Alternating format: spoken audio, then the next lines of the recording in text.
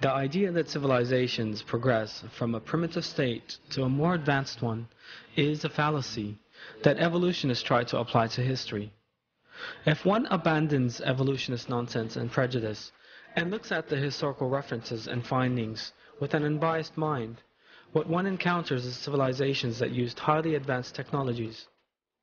Remains left from ancient Egypt, the Mayans, and the Sumerians indicate the branches of science such as electricity, electrochemistry, electromagnetics, metallurgy, hydrogeology, medicine, chemistry, and physics were used to a considerable extent.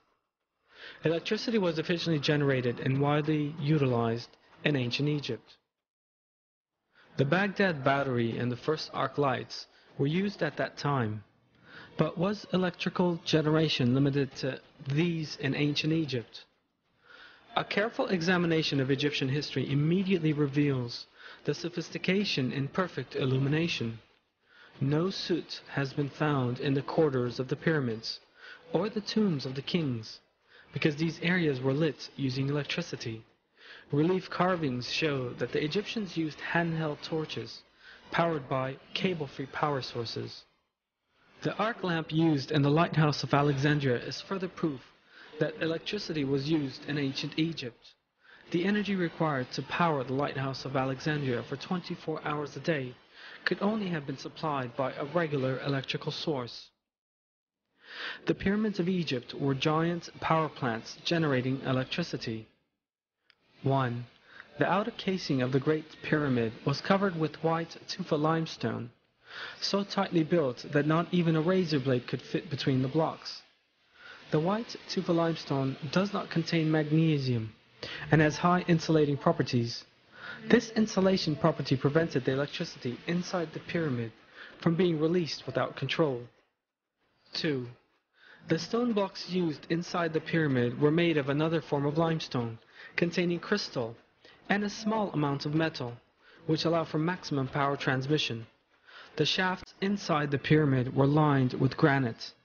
Granite is a slightly radioactive substance and permits the ionization of the air inside these shafts. When we look at an insulated electric cable, we see that conductive and insulation materials are used in the same way as in the pyramids. 3. The conductive and insulating properties of the pyramid are an example of flawless engineering. However, a source of energy is needed for electricity generation.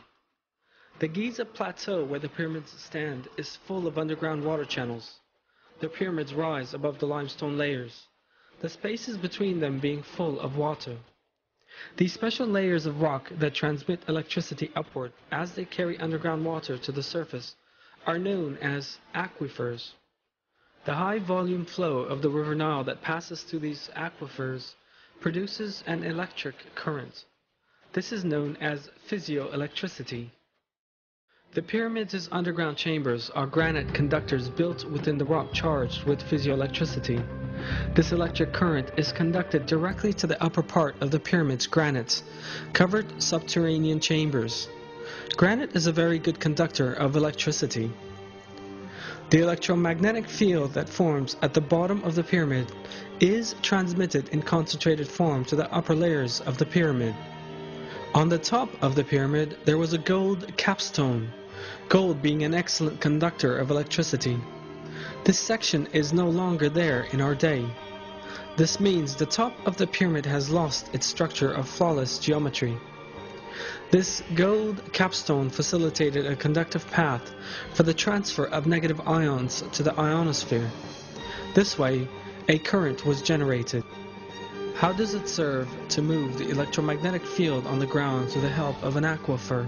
An identical form of this technology, employed in Egypt 5,000 years ago, was used by Nikola Tesla, an inventor of electric technology in the early 1900s.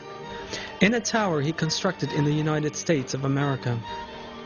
Tesla, the inventor of such fundamental electric technology as the alternating current, electric engine, radio, the laser, and radar, was successful in simultaneously transmitting sound and pictures between continents in the Wardenclyffe Tower he built between. 1901 and 1917. He used an external source of electricity for this, and even applied wireless power transmission technology. Tesla had also built his tower above an aquifer and discharged the negative ions from the aquifer to the tower.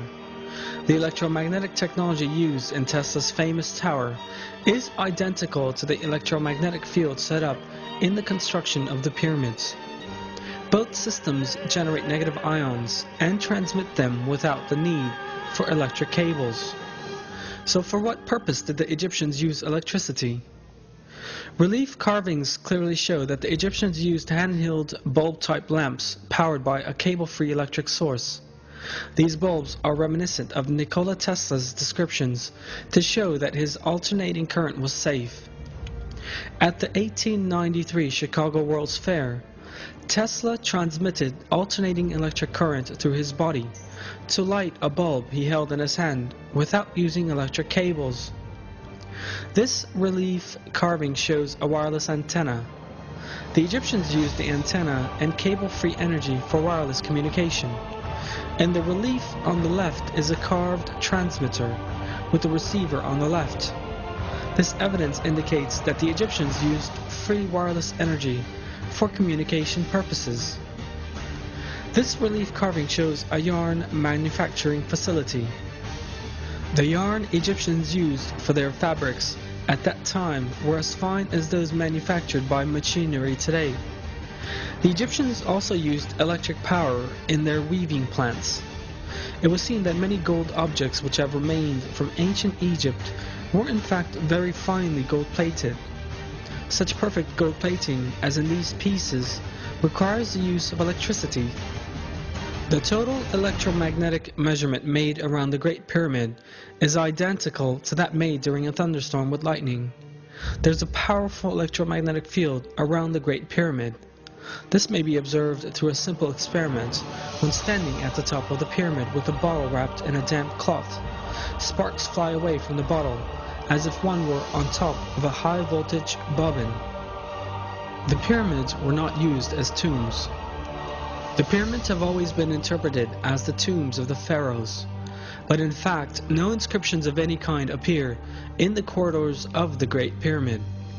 This suggests a functional building rather than a mausoleum. An empty stone chest was found on the central axis of the pyramid that archaeologists call the King's Chamber.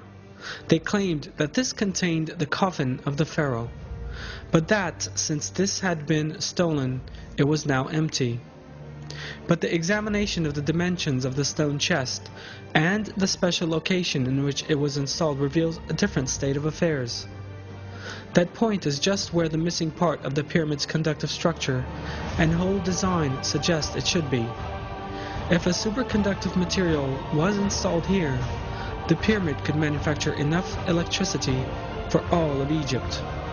This superconductor is thought to have been the Ark of the Covenant, which was known to have been in Egypt in ancient times, and whose dimensions are just right to fit inside the stone chest. The prophet Moses, peace be upon him, was adopted by Pharaoh, and according to historic records, was raised as an administrator because of his superior moral values, intelligence, and abilities. One of the phases in leadership training in ancient Egypt was the teaching of all the secrets of Egypt and the knowledge of energy. In addition to its other properties, there are also various references to the Ark of the Covenant serving as a capacitor, and that this was the source of Egypt's energy. The prophet Moses, peace be upon him, is known to have taken the Ark of the Covenant with him when he fled Egypt. According to historic references, one of the reasons why Pharaoh chased the prophet Moses, peace be upon him, right up to the last moment, and strove to catch him at whatever price, was the Ark of the Covenant, because Pharaoh was aware that all the glory and magnificence of Egypt would be lost without electricity. Historic references also show that Egyptian civilization reached its peak during the reign of Ramses II, who lived at the same time as the prophet Moses, peace be upon him. But those civilizations collapsed in less than 10 years after Ramses II, and Giza was even abandoned. The city, once the center of civilization, remained deserted until the next dynasty settled there. Were the Egyptians the only society to utilize wireless electrical technology? The relief carvings left by the Mayan and Assyrians also contain images of similar techniques to those implied in the pyramids. All this information once again goes to demonstrate that there were no primitive people and societies in the past, as evolutionists would have us believe. In terms of civilization, more or less developed communities have lived side by side at all times throughout history. A society that existed thousands of years ago enjoyed a far more advanced technology compared to one living in the 20th century. And this shows us that development is not part of an evolutionary process. In other words, that there is no linear advancement from a primitive level of civilization to a more developed one in history.